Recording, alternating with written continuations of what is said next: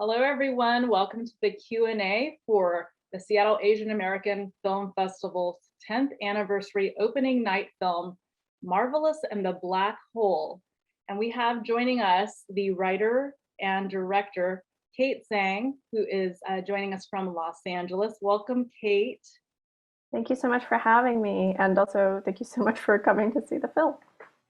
Yeah, thanks everyone for joining us. Congratulations on the world premiere at Sundance in 2021. We're so pleased that you chose SAAFF for the Seattle premiere.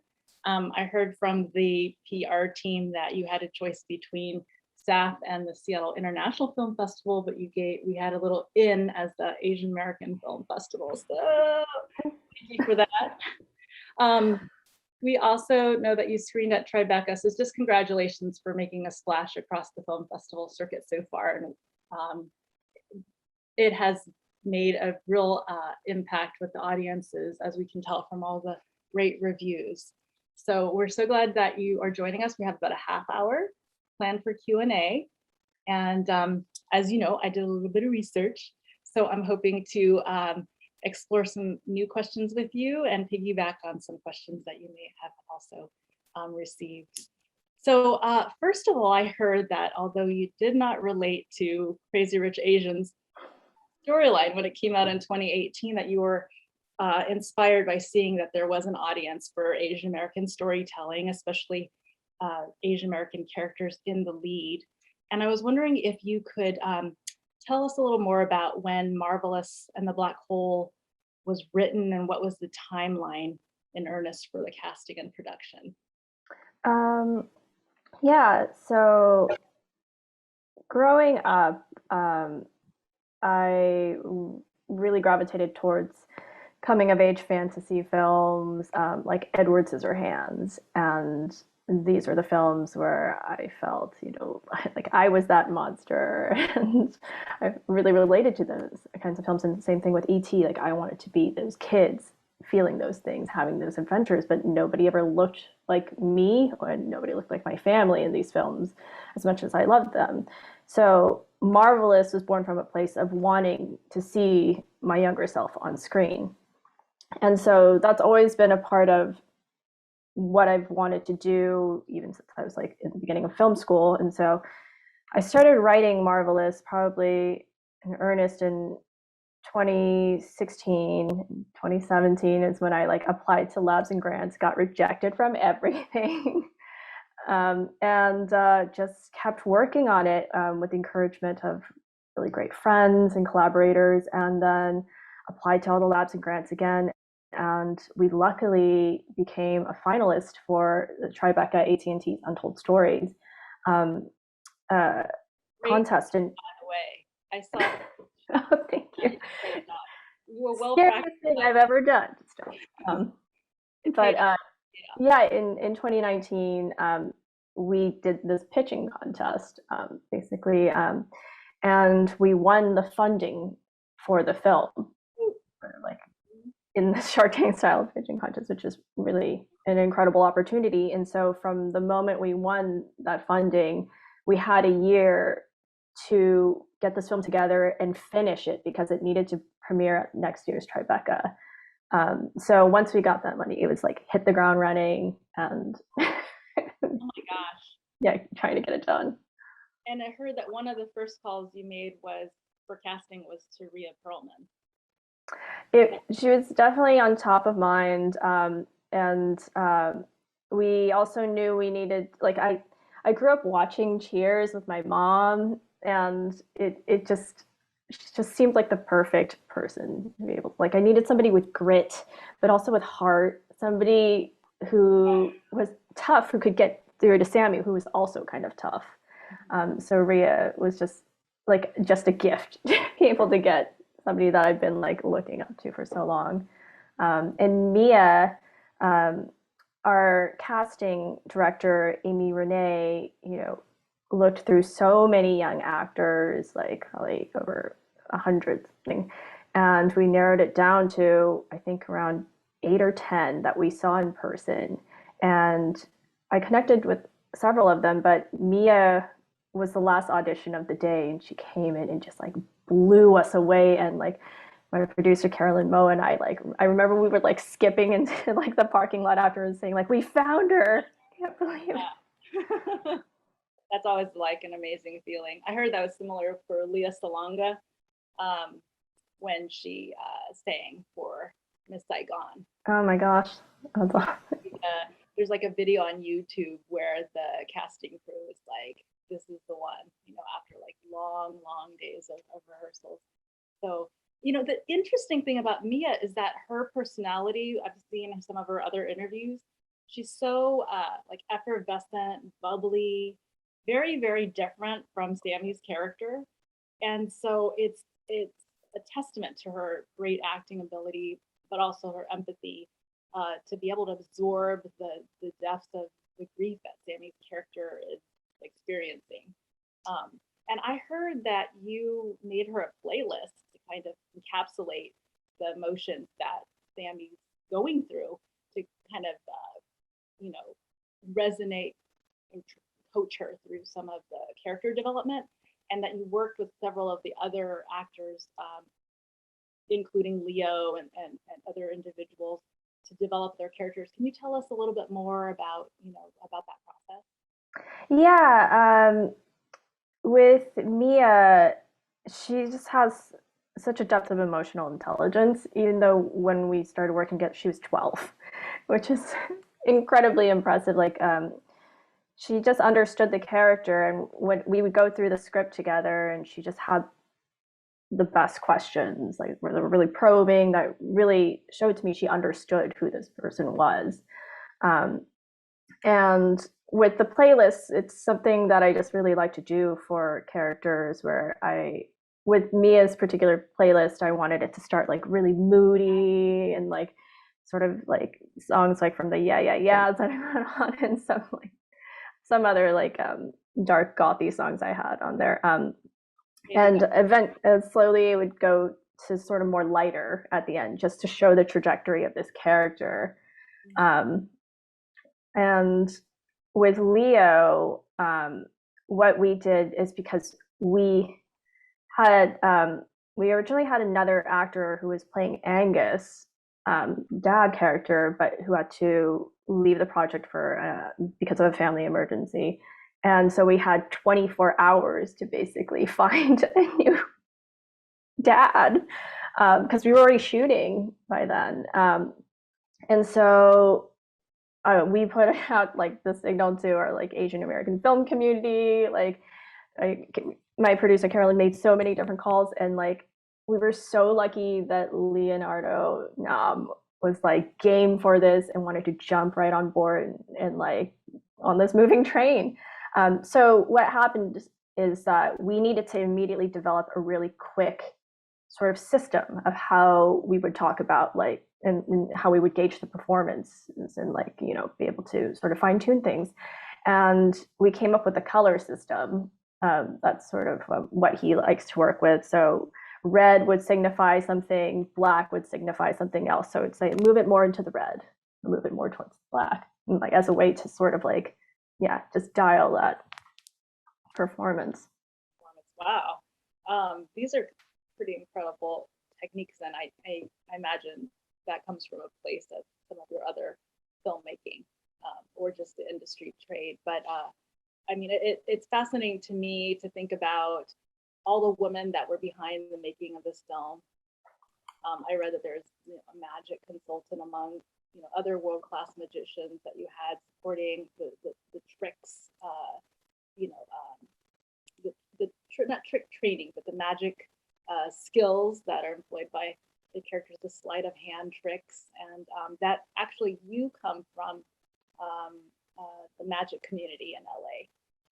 I want to know a little bit more about your connection to the magic community, and it's neat that there's that connection because you could employ it as a character or as a it has its own role, Yeah. So with I knew I wanted this story to have an element of magic, because a big part of the story was about Sammy dealing with this grief and then her learning to transform it away from something that was self-destructive into something else that was like beautiful and communicative and connective instead. And to me, that like magic does that. Magic is this transformative art that's also storytelling based. And so once I knew that I liked that idea, I also knew I knew nothing about sleight of hand magic. So in LA, there was a place called the Magic Castle, which is like this private magicians club, but it's also like this kind of incredible house to magic, um, where you can watch magic shows there every night, and it's just like the most incredible magician. So I took classes there just so I could like do some research, and I ended up really geeking out and falling in love with it. And so one of the TAs was like, "Hey, maybe you should continue this." And I was like, "I don't know." And she's like, "No, no, why don't you like just keep going, and I'll show you some stuff." And then she introduced me to her friends, like more magicians, and so I sort of got a community of magicians out of my curiosity about wanting to learn more about this film. And through that, I met Kayla Drescher, who is this amazing professional magician. And I showed her the script because I wrote out all these magic tricks. I had no idea how I was going to do them, but she took them and then made them actually possible and came up with the ways that you could do them and taught me and Ria also how to do them. And it was so cute watching them like learn magic together because that was also the first time they had met each other. Was at a magic show. Like had them do sort of like a chemistry date at a magic show and then learn magic together, and it was so cute to watch them like help each other out and be like, "Oh, your hand's flashing. Make sure you hold it like that." But Yeah. Ria and Mia learning magic together, and so much about magic that I love is that there's a really, really supportive community there if you find your group. And it's all about sort of personal storytelling as well, if you let it be. Like, that's what you're interested in. Yeah. It's so awesome. I wonder if you could say just a little bit about the other women behind the scenes and the other departments, um, below the lines of the filmmaking, right? And they're adding these animated elements to add the visual pieces of what's going on in Mia's head as she's working through the tricks. That I had seen that was added during the course of the film making. Yes. So the editor, Cindy, and Ryan, we had co-editors, Ryan Denmark and Cindy Trussell. As we were editing, we realized that we wanted sort of more of an entry into Sammy's mind earlier, and that we figured out we could do that with her journal. And so I animated stuff from her journal over the screen, so that her inner life would be more easily accessible right away. And Cindy was such a huge part of making this, like crafting the story and making it really work. We also had Nanu Segal, who was our DP, who was just amazing on set, especially because I'm a first-time director, so she was incredibly knowledgeable and patient with me. And we also had Young-Uk Lee, who was our production designer. She designed The Farewell and Minari, and so it really felt like we were in really great hands with her, and she has an incredible team. Yeah, an incredible team, and I mean, led by an incredible first-time director. I'm wondering, can you tell us how you came to choose the coming of age genre for telling this story? I feel like a perpetual teenager myself. I think, but I just naturally sort of gravitate towards stories about young people because everything feels so big at that time and uncertain, and I definitely feel more like that than I do like a fully like I'm an adult with my life together. I always feel like I'm on the brink of uncertainty, and I like exploring feelings like that.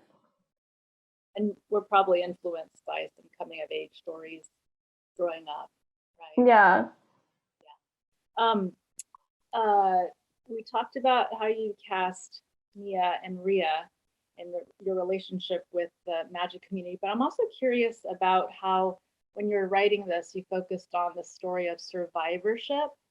Seems like there's an intentional focus on the survivors as opposed to the loss of the mother. I mean, that's always in the background, obviously, but it's about how Sammy is moving forward. We see how her dad moves forward, right, with his new engagement, and big sister seems to be doing relatively fine, outwardly by comparison.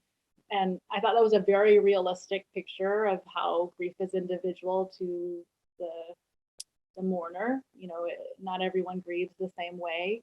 But, I remember thinking, okay, seems like it's about a year or within 2 years after the mother's death.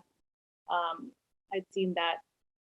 I have a 10-year-old. Seems like Mia's character, Sammy, was a little bit older, so maybe it's like 12 or 13 years old.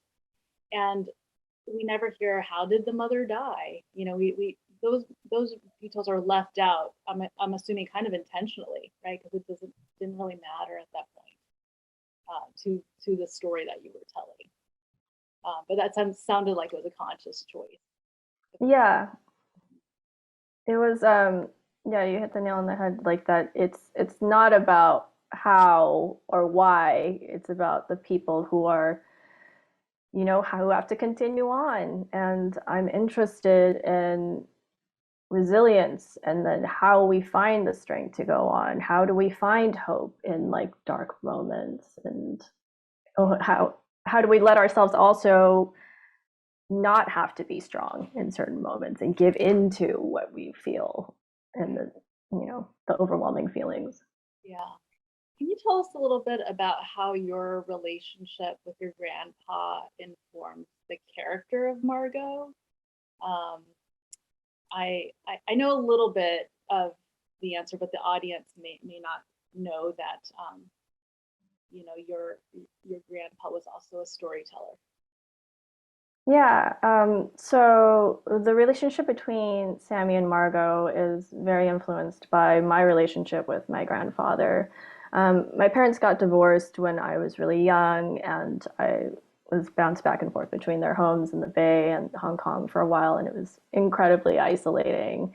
And I was a very angry and depressed kid. So when I moved back with my mom, she's a single mom, so my grandpa came to look after me, and he could tell I was like struggling and going through it, but he didn't judge me. He saw me and validated me and became the best friend that I really needed at that time.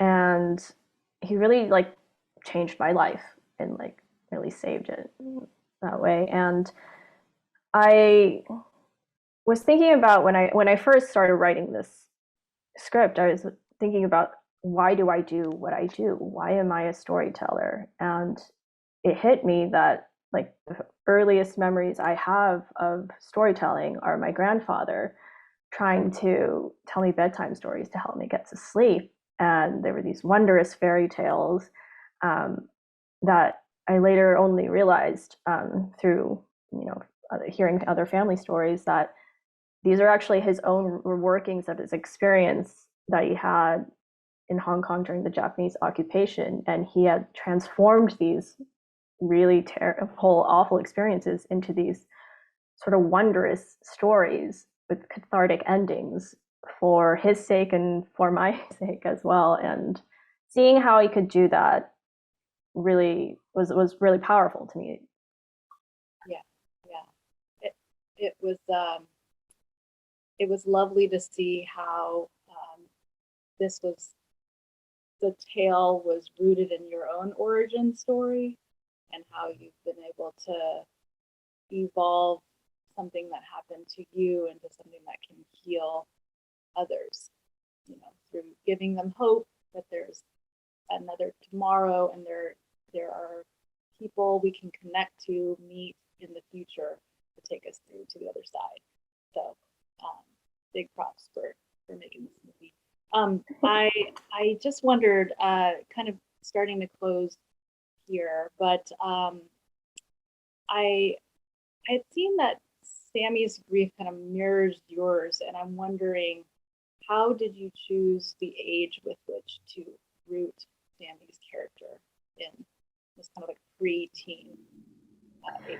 Is there something? Well, yeah, 13 is such a magical age, like in just storytelling, fable wise, fairy tale wise. It's like the cusp of when you're a child or when you're a teenager, and it just sounded right, even though Mia was 12 when we got her to play it. So Yeah, she's an old soul.